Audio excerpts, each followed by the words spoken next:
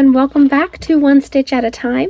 This is Heather with Zen Fiber Arts, and I thought we would start today with something new with the Tunisian Simple Stitch. So this is a way, if you're a crocheter and you want something that looks a little bit more similar to knitting, a little bit more snug and compact, Tunisian crochet is a great way to make that happen. So this is what it looks like when finished. This is the Tunisian Simple Stitch. And what we're going to do is we're going to actually take our chain that we made yesterday and start with that. So we'll jump right in. We have our hook. We've just finished our chain. As a reminder from yesterday, I'm going to do about 20 to 30 in a chain. So right now I have 20 stitches on here. And with the Tunisian crochet, I am going to skip this first stitch right here. I'm going to start with the second one. By doing that, I'm actually going to flip my work over. This makes it a little bit easier for me. So this is the back. And you can see these little ridges here in between the V's in the back. So each stitch has one of those. I'm going to skip, like I said, that first one. I'm going to go under that V, or under that, not the V, sorry, under that bump. Yarn over. Again, we're going to go behind and over and pulling it through. I'm tucking my hook into that space to make it easier for me. Now, unlike traditional crochet, I'm going to leave this stitch and this stitch on my hook. And I'm going to go the whole way across until I have my 20 stitches on my hook. So again, we're going to go, that was a little fast, so let's slow it down. We're going to find that bump. There's the V.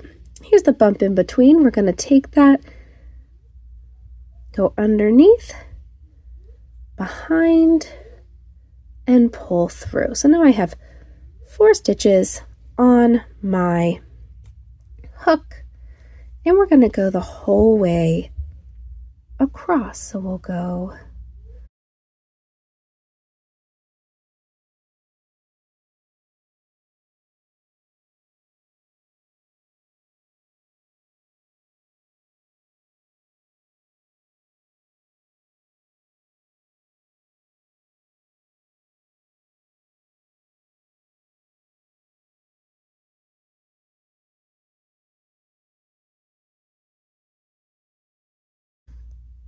so last one around and through. So there is our starting row. So this is how we get all the stitches onto here, and then we're going to go back through, but we don't have to turn our hook around. So we don't have to be swapping our work back and forth. We're simply going to be working up and going forward and backwards. So now we have here all our stitches. We're going to secure this last stitch on here by passing it over and pulling it through just the one to make that end nice and secure. Then we're going to loop it around. Again, we're going to go backwards and over top, and then we're going to go through 2. Okay? And we're going to go over and through the next 2. So we're always going to be going through, this is one is our working yarn, and this is the next stitch down the hook. So when we go over, we're going to go through that new loop and through one of these set loops. So that way the stitches will stay together and you're not going up any further than just one row.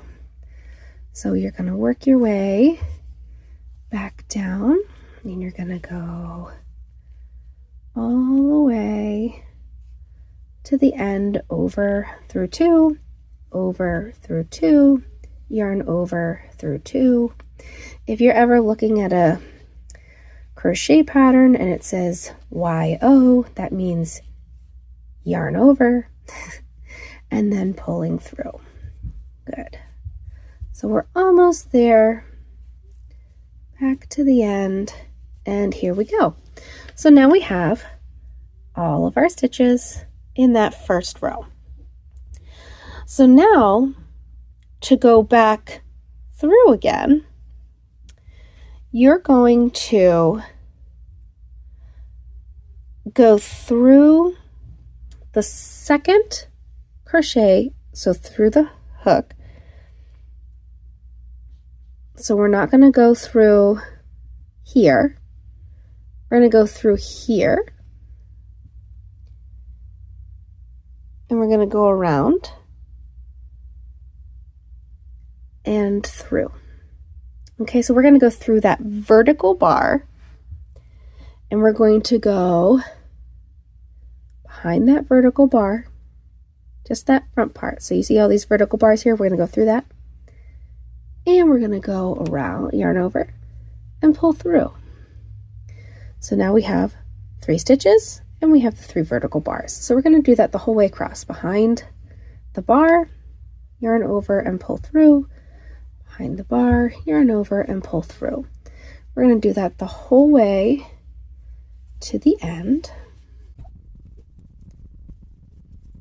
And again, when you're doing longer projects, it's nice to have the Tunisian crochet hook that can attach to a cable, and that way your stitches just go down onto the cable, just like if you would have, I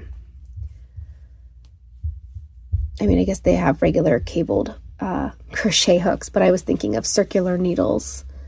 I use them a lot for projects, and those are really nice because then you don't lose your stitches.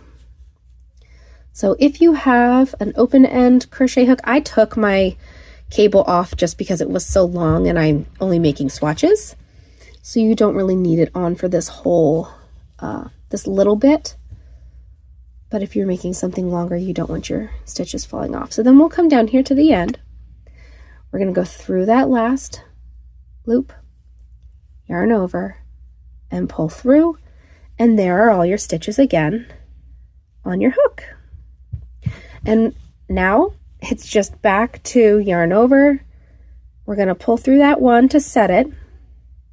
Then we're going to yarn over and pull through 2. Yarn over and pull through 2. And the whole way back across again. And that is the simplicity of the Tunisian simple stitch. This is the basic stitch for making this type of almost like a woven looking fabric. You go through these front bars, and once you pull it up, that's what's going to continue making those vertical bars. And there we are at the end. So you have the vertical bars on each row. That is what you will go behind when you were doing your stitch, yarn over, and then pull through. That's what's going to make your next row. And you'll simply go back and forth until your swatch is complete. This swatch I made a little bit more rectangle because I made more stitches across. I apologize, my cat decided to sit on the bag that is at my feet. So if you hear the crinkling, that's just my cat. But when I'm making a swatch, I like to either make it, a rectangle, or I will make it a finished square. And I just make sure that when I fold it up, that would be even then. So whatever kind of size swatch you would like, but this is the Tunisian simple stitch. I hope you enjoyed it. I hope you learned something new, and I hope you join us tomorrow for our next stitch. Have a great day.